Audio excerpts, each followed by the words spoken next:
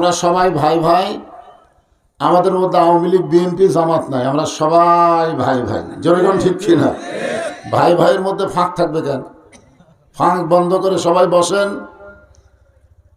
আসলে যখন মুয়াজ্জিন মসজিদে আজান দেয়, এই আজান দেওয়ার পরে আওয়ামী লীগের মধ্যে যারা নামাজ পড়ে, বিএনপির ভিতরে যারা নামাজ পড়ে, জামাত ইসলাম তাবলিগ পীর মুরিদি যারা নামাজ পড়ে, তারা কি আলাদা আলাদা মসজিদ খোঁজে?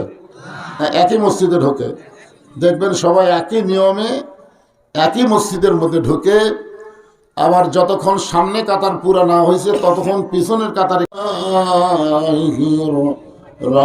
রহমানির রহিম ইয়া আইয়ুহাল্লাযীনা আমানুস্তাঈনু বিস-সাবরি ওয়াস-সালাহ ইন্নাল্লাহা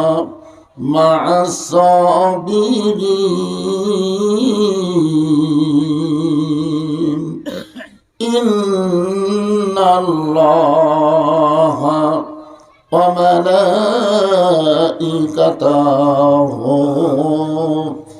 ইসাল্লুনা আলান নাবী ইয়া আইয়ুহাল্লাযীনা আমানু সাল্লু আলাইহি ওয়া সাল্লিমু তাসলিমা আল্লাহুম্মা সাল্লি আলা সাইয়্যিদিনা মাওলানা মুহাম্মদ ওয়ালা আলি সাইয়্যিদিনা শাফিআনা মুহাম্মদ। তোর পাহাড়ের ধুলি লাগিয়া মুসা নবীর সম্মান বেড়ে যায়। তোর পাহাড়ের ধুলি লাগিয়া মুসা নবীর সম্মান বেড়ে যায়।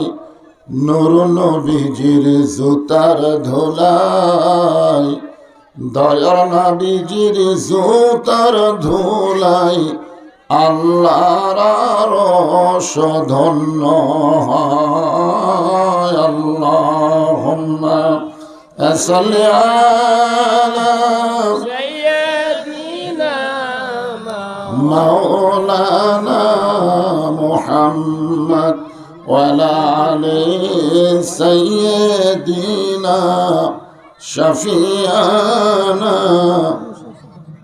মাশরিকে হুব্বে মুহাম্মদ। সকলে বলি সাল্লাল্লাহু আলাইহি ওয়াসাল্লাম। मतलाए दीवानी मतलाए खुर्शीद इश्कास सीनाए सुजाने बलागल उला बिकमालिही कशफत दुजा बिजमालिही हसनत जमीओ किसालिही सल्लो अलैहि व आलिहि अल्लाहुम्मा आमीन।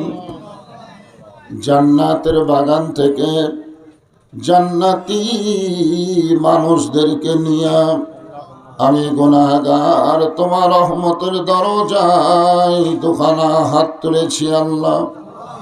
হাসরের ময়দানে জব্বার আর কাহার নামে রূপ নিয়ে তুমি যখন বিচার শুরু করবে, তোমার সামনে দাঁড়ায়া সমস্ত নবীরা নফসি নফসি বলে কাঁদতে থাকবে।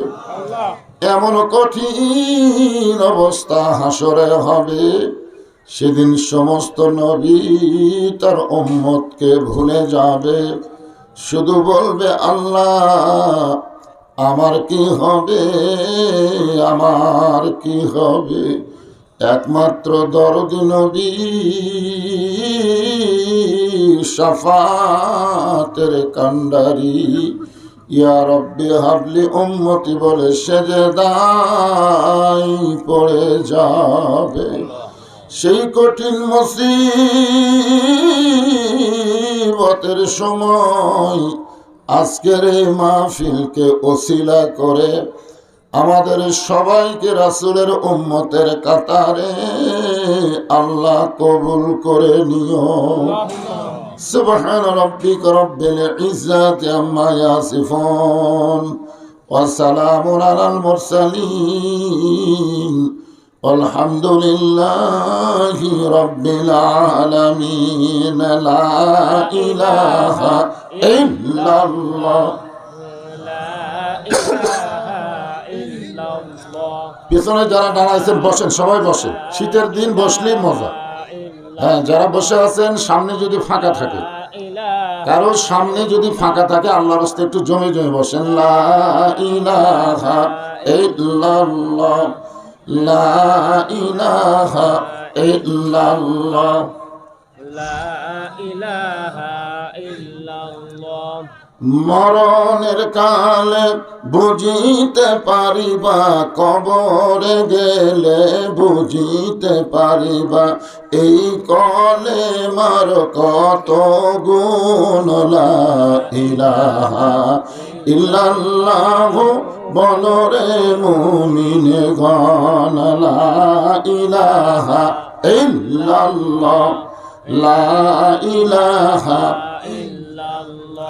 ইল্লাল্লাহু ইল্লাল্লাহ, ইল্লাল্লাহু ইল্লাল্লাহ, লা ইলাহা ইল্লাল্লাহ, লা ইলাহা ইল্লাল্লাহ, লা ইলাহা ইল্লাল্লাহ মুহাম্মাদুর রাসূলুল্লাহ।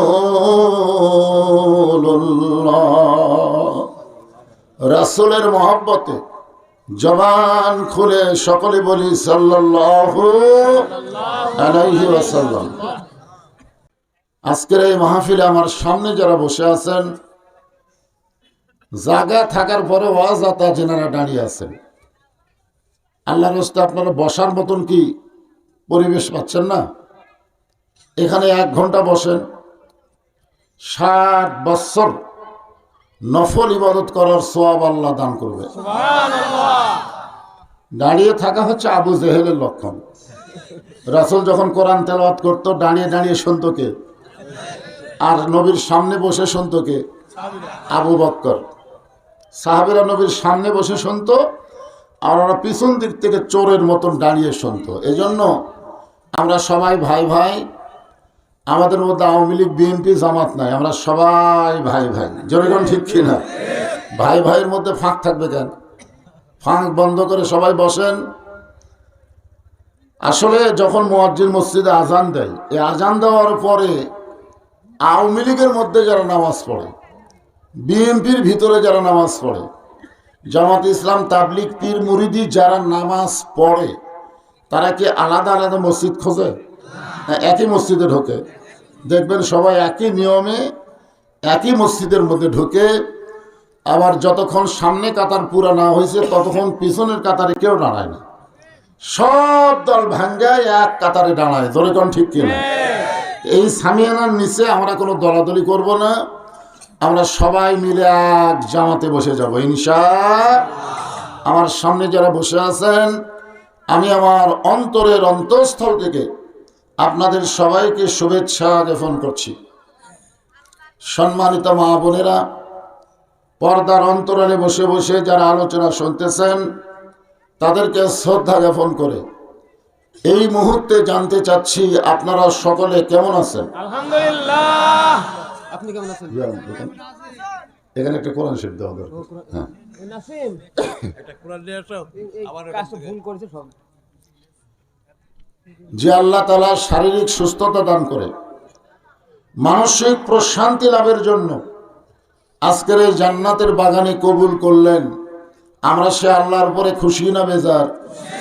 তাহলে জবান খুলে সকলেই বলবো রব্বানা লাকাল হামদ। রব্বানা লাকাল হামদু হামদান কাসীরান হামদান কাসীরান তাইয়িবান তাইয়িবান মুবারাকান ফীহি। মুবারাকান। আমরা প্রশংসা করলাম কার? আল্লাহ। কেন করলাম? আল্লাহর সন্তুষ্টির জন্য। আসলে আল্লাহর প্রশংসা কেন করি এগুলো কি হিসাব করে বলা যাবে? দুনিয়ার সমস্ত গাছকে যদি কলম বানানো হয় আর সমস্ত সাগরের পানি যদি কালি বানানো হয় আর সারা জীবন যদি দুনিয়ার সব মানুষ লেখে, তারপরেও আল্লাহর প্রশংসা লিখে শেষ করা যাবে না। কিন্তু এখানে আবার 1 নম্বর 2 নম্বর আছে। আল্লাহর প্রশংসা করার 1 নম্বর কারণ হলো আল্লাহ আমাদেরকে দয়া করে রহম করে রুহের জগতে আমাদেরকে পছন্দ করে এই দুনিয়াতে মুসলমানের ঘরে আল্লাহ আমাদের কবুল করেছেন। সুবহানাল্লাহ। এটা শোনার পরেও যারা সুবহানাল্লাহ বলতে পারলেন না, আপনারা তো বেহেশতের বাগানে একটা গাছ হেরা ফেলে দিলেন। যখন এই সুবহানাল্লাহ বলবেন, আপনি বসে আছেন পীরপুর মধ্যপাড়ার মাহফিলে আর আপনার নামে আল্লাহ গাছ লাগাই দিবে জান্নাতের বাগানে। সুবহানাল্লাহ। বিশ্বাস হয়? ইনশাআল্লাহ। বিশ্বাসে মিলাই বস্তু তর্কে বহুদূর। আমরা যদি তর্ক করি তাহলে হবে না বিশ্বাস। তো আমরা বিশ্বাস করি যে সুবহানাল্লাহ বললে গাছ লাগবে সুন্দরবনে না জান্নাতের বাগানে? মাশাআল্লাহ। আল্লাহর প্রশংসা করার কারণ হলো যে পৃথিবীতে যত ধর্মই থাক কোনোটাই কিন্তু ধর্ম না। ইমাম মালিক রহমতুল্লাহ আলাইহি এক ছাত্র প্রশ্ন করলেন যে হুজুর, পৃথিবীর মধ্যে সর্বশ্রেষ্ঠ ধর্মের নাম কি? উনি বললেন, এরকম প্রশ্ন করা হলো কবিরা গুনাহ, যে পৃথিবীতে সর্বশ্রেষ্ঠ ধর্ম কোনটা, এরকম প্রশ্ন করা হলো কবিরা গুনাহ। তো ছাত্র বলল তাহলে কি করব? তিনি কোরআন থেকে একটা আয়াত তেলাওয়াত করলেন, অমাইয়াবতাগি গায়রাল ইসলাম দীনান ফালাই ইউকবালা মিনহু। আয়াতের বাংলা অর্থ হলো, ইসলাম ছাড়া অন্য কোন ধর্ম কেউ যদি গ্রহণ করে, আল্লাহ বলেছেন লা ইউকবালা মিনহু, লাইন অফ জেন্স, এর বাংলা অর্থ হলো কখনোই কবুল করা হবে না। এই কথার দ্বারা আল্লাহ বুঝাইলেন পৃথিবীতে ধর্ম কয়টা? একটা। জোরে বলেন কয়টা? আর সেই ধর্মের নাম কি? ইসলাম। আর সেই ধর্মের ভিতরে আল্লাহ আমাদেরকে কবুল করেছেন। প্রশংসা করবেন না? হ্যাঁ। আল্লাহ যদি ইচ্ছা করত আমাদের হিন্দু বৌদ্ধ খ্রিস্টানদের ঘরেও পাঠাবার পারত না? কিন্তু আল্লাহ সেই ইচ্ছা না করে জন্মগতভাবে মুসলমানের ঘরে আল্লাহ আমাদেরকে কবুল করেছেন। এজন্যে সকলেই স্বতঃস্ফূর্তভাবে জবান খুলে বলবো আলহামদুলিল্লাহ। আল্লাহর প্রশংসা করার আর একটা কারণ হলো, আছেন আমার মুক্তার, আছেন আমার ব্যারিস্টার, শেষ বিচারের হাইকোর্টেতে তিনি আমায় করবেন পার, আমরা পাপী রাসূল জাবিন্দার। আল্লাহ যখন হাকিম হয়ে আমাদেরকে আসামি বানায় বিচার শুরু করবেন না? সেই বিচার কি বিচার? শেষ বিচার। ধরে কোন বিচার? হ্যাঁ, তারপরে আর কোনো বিচার নেই। ওই বিচারে আমরা যখন আসামি হব, আল্লাহ যখন হাকিম হবেন, ওই সময় আমাদের নবী আমাদের পক্ষে আল্লাহর কাছে ওকালতি করবেন, ব্যারিস্টারি করে আমাদেরকে সুপারিশ করে জান্নাতে পৌঁছায় দিবেন। এমন একজন নবীর উম্মত হওয়াতে খুশি না বেজার? তাহলে জবান খুলে আরেকবার বলি আলহামদুলিল্লাহ। আল্লাহর প্রশংসা করার 3 নম্বর কারণ হলো, আমরা যে কোরআন থেকে তাফসির শুনবো, কোরআন থেকে তাফসির শুনবো, আপনারা বলেন তো এই কোরআনের মধ্যে কোনো সন্দেহ আছে? সবাইকে বলা লাগবে। এই কোরআনের মধ্যে কোনো ধোঁকা আছে? এই কোরআনের মধ্যে কোনো গোঁজামিল আছে? মাশাআল্লাহ। আপনারা 3 বারই বললেন না, নাই। এখন আপনাদের বলবো, বর্তমান যে আইন দিয়ে আমাদের বাংলাদেশ চলতেছে, এই আইনের মধ্যে সন্দেহ, গোঁজামিল ধোঁকা আপনারা কিন্তু 3 বারই বললেন আছে, আর আগেকার 3 বারই বললেন নাই। আচ্ছা, যে সংবিধান দিয়ে আমাদের বাংলাদেশ চলতেছে, এই সংবিধানের মধ্যে ভুল, সন্দেহ, আছে ধোঁকা আছে আপনারা কিন্তু 3 বারই বললেন আছে। তাহলে কি বুঝলেন? স্বাধীনতার পর থেকে আমরা যে সংবিধান অনুযায়ী চলতেছি আর মানুষের তৈরি করা আইন অনুযায়ী চলতেছি, এই অবস্থায় যদি আমাদের মৃত্যু হয়, এই অবস্থায়, তাহলে আমাদের খবর কি? কঠিন কঠিন খারাপ।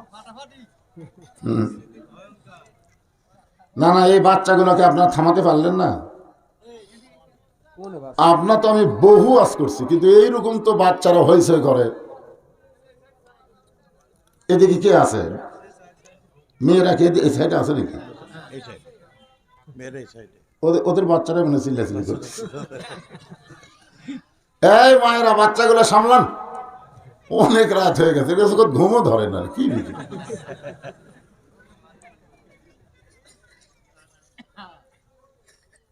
যে কোনো সময় আমাদের মৃত্যু হবে। কি মনে করতেছেন? হবে। সবকিছু তারিখ থাকলে মরার কিন্তু তারিখ নেই, আছে নাকি? হ্যাঁ। আমি এই রজব মাসকে লক্ষ্য রেখে, এই মাসটার নাম হলো আরবিতে রজব মাস। যেরকম কি মাস? এই মাসের চাঁদ ওঠার সাথে সাথে নবী একটা দোয়া বেশি বেশি পড়তেন। আল্লাহুম্মা বারিক লানা ফি রজবা ওয়া শাবান ওয়া বাল্লিগনা রমাদান। আল্লাহ রাসূল পর্যন্ত বলতেন যে আল্লাহ রমজান পর্যন্ত আমার হায়াত বেড়ে দাও। রাসূল বলতেন, তার মানে বোঝেন যে রাসূলও জানে না রমজান পর্যন্ত থাকবে কিনা। আপনাদের এই রজব মাস ওঠার পরে কোনো প্রতিক্রিয়া হচ্ছে না? জানিনি না? জানেন এই মাসের নাম কি জানেন? আরবি মাস সম্পর্কে কমই আরবি মাস সম্পর্কে কমই জানে। আমি রজবের দিকে খেয়াল করে পবিত্র কোরআন থেকে একটা আয়াত তেলাওয়াত করেছি। এই আয়াতকে সামনে নিয়ে আজকের তাফসীর হবে। আল্লাহ রাসূল বললেন সাহাবীদেরকে, এ আমার সাহাবীরা, আজকে আসরের নামাজের পরে আমার জীবনের সবচাইতে গুরুত্বপূর্ণ ওয়াজ তোমাদেরকে শোনাবো। সুবহানাল্লাহ বলেন না? আপনারা বলেন তো, রাসূলের প্রত্যেকটা কথার গুরুত্ব আছে না নাই? আছে। কারণ রাসূল যতগুলো কথা বলে, এগুলো কথা কি রাসূল নিজে বলে না আল্লাহ বলে? আল্লাহ বলা। কোরআনে তার দলিল আছে।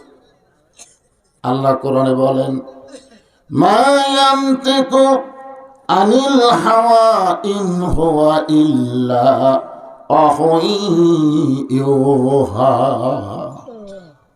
এই আয়াতের বাংলা অর্থ হলো, রাসূল নিজের ইচ্ছায় নফসের তাড়নায় কোনো কথা বলে না, কোনো কিছু করে না। রাসূল যা বলে যা করে সবকে করায় আল্লাহ। তাহলে রাসূল জীবনে যত কথা বলেছেন প্রত্যেকটা কথার গুরুত্ব আছে না নাই? আছে। এরপরে যদি রাসূল বলে আজ